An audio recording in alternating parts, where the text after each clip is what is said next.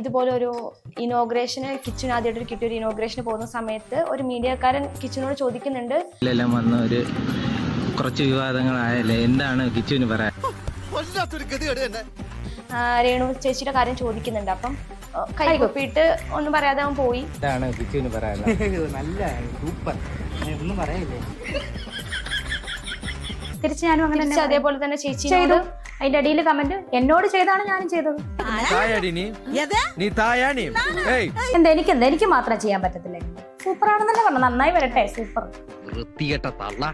അതിന്റെ മോന്ത കണ്ടാ മതി, പട്ടി കഞ്ഞോളം പോലും കുടിക്കില്ല.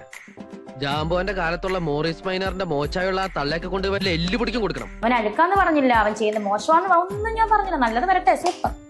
എന്നെ എങ്ങനെ കാണിച്ചാൽ അതുപോലെ എനിക്ക് കാണിക്കാൻ പറ്റത്തുള്ളന്നേ. തൊള്ള പൂട്ടി അടങ്ങി നിന്നോടാ, ചിലക്കാണ്ട് എന്റെ മോനെ അടിച്ച് പൊളിക്കാനാണ് ഇവിടുത്തെ കേരളത്തിലെ മനുഷ്യന്മാർക്ക് ഇപ്പൊ തോന്നുന്നത്. ശരിക്കും രേണു ചേച്ചിന്റെ ഇടയിലും കിച്ചുവിന്റെ ഇടയിലും സംഭവിച്ചത് എനിക്കറിയില്ല. തള്ളയല്ലേന്ന് വിചാരിച്ചിട്ടാ ഞാൻ നിങ്ങളെ കൊല്ലാതെ വിട്ടത്. പോക്കോ, എനിക്ക് നിങ്ങളെ കാണണ്ടോ? റാസൽ ഗെയിമേ വെച്ച് ലാസ്റ്റ് വരെ എന്നെ ഫോൺ ചെയ്ത് ഞാൻ പൈസ ഇട്ട് കൊടുത്തതാണ്. എടുത്തോണ്ട് പോ. അങ്ങനെ തന്നെ കിട്ടിയിട്ട് വേണ്ട രാജരക്തമുള്ള മക്കൾ കഴിയാൻ. എല്ലാവർക്കും സന്തോഷമായല്ലോ. എനിക്ക് സന്തോഷമായി.